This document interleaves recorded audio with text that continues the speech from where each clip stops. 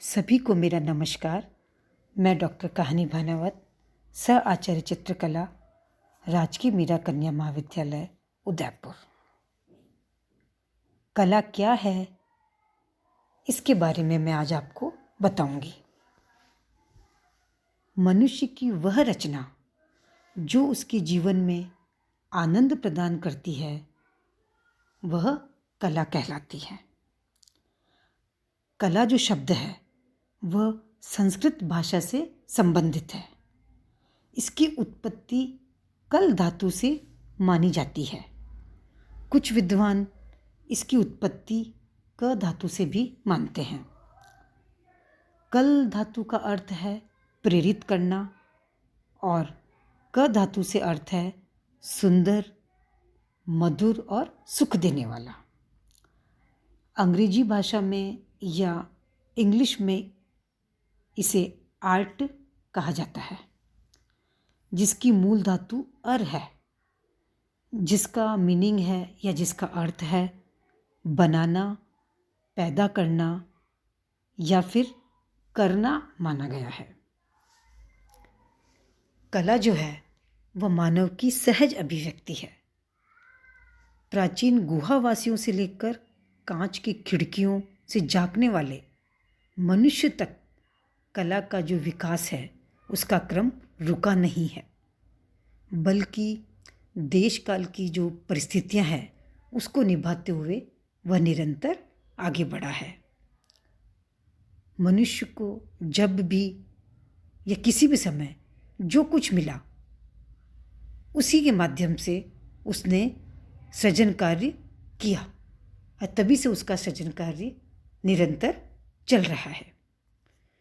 कितने ही माध्यमों का वह अब तक प्रयोग कर चुका है। पहाड़ों को काटकर उसने देवालयों का निर्माण किया, पत्थरों को जोड़कर सुंदर से सुंदर मंदिर उसने खड़े किए, उसकी दीवारों पर विभिन्न उसने प्रयोग किए और ताड़पत्र, छाल, कपड़ा व कागज जो कुछ भी उसे मिला उसने ही उस पे सृजन का उसको माध्यम बना लिया।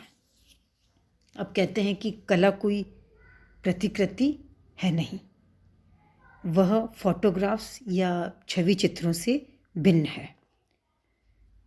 भारत में इसे योग साधना माना गया है। कला जो है वो हमारे विचारों का एक दृश्य रूप है। वह हमारी कल्पना शक्ति, आदर्श प्रियता एवं जो सृजन है उसकी शक्ति से युक्त है। यह जो सृजन शक्ति है वह व्यक्ति में या मनुष्य में अपनी विशेष मनोभावनाएं, संवेदनाएं और विचार पद्धति होने के कारण होती है। क्रियाएं एवं प्रतिक्रियाएं के कारण जो नई नई संभावनाएं जन्म लेती है, उसी से सभ्यता एवं संस्कृति का विकास होता है और कला का एक नया ही रूप हमारे सामने आता है।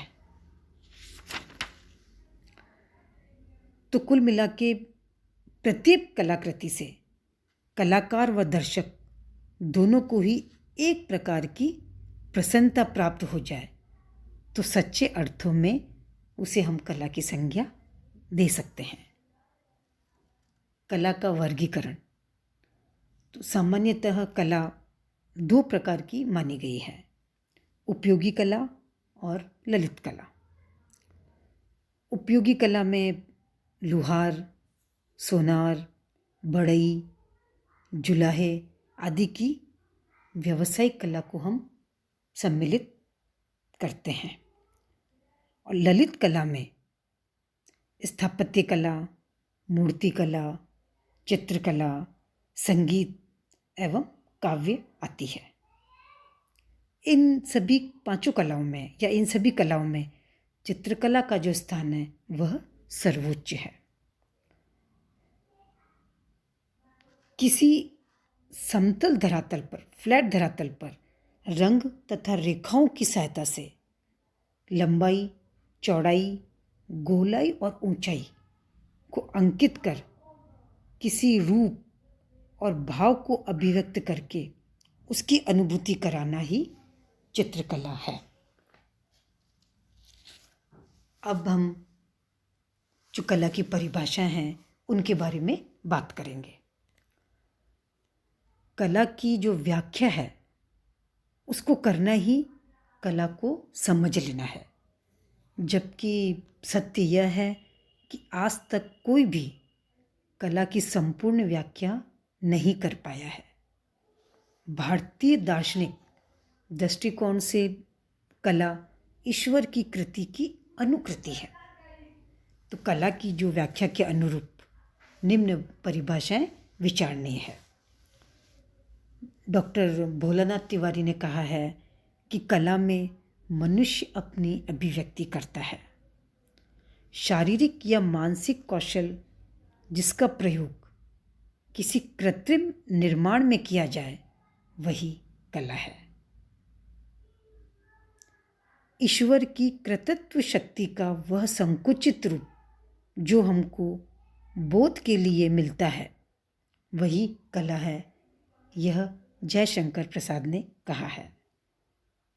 डॉक्टर जैनेन्द्र कुमार के अनुसार कला शब्द मनुष्य ने इसलिए बनाया कि उसके द्वारा वह अपनी आंतरिक अनुभूति के सत्य को प्रकट करना चाहता था। अतः अनुभूति की अभिव्यक्ति कला है। मैथिली शरण गुप्त ने कला वास्तव में शिवत्व की उपलब्धि के लिए सत्य की सौंदर्यमयी अभिव्यक्ति है। प्लेटो ने कहा कला सत्य की अनुकृति है। इसी तरह अरस्तु जो दार्शनिक थे उन्होंने कहा कला अनुकरणीय है। रस्किन ने कहा कि प्रत्येक महान कला ईश्वरीय शक्ति के प्रति मानव आह्लाद की अभिव्यक्ति है। यदि अपने भावों को क्रिया, रंग, रेखा, ध्वनि या शब्द द्वारा इस प्रकार अभिव्यक्त किया जाए कि उसे देखने या सुनने वाले में भी वही भाव उत्पन्न हो जाए तो उसे हम कला कहेंगे। यह टॉलस्टॉय ने कहा था। तो ये कुछ परिभाषाएं हैं जिसे कुछ साहित्यकार, दार्शनिक, कलाकारों ने कही है।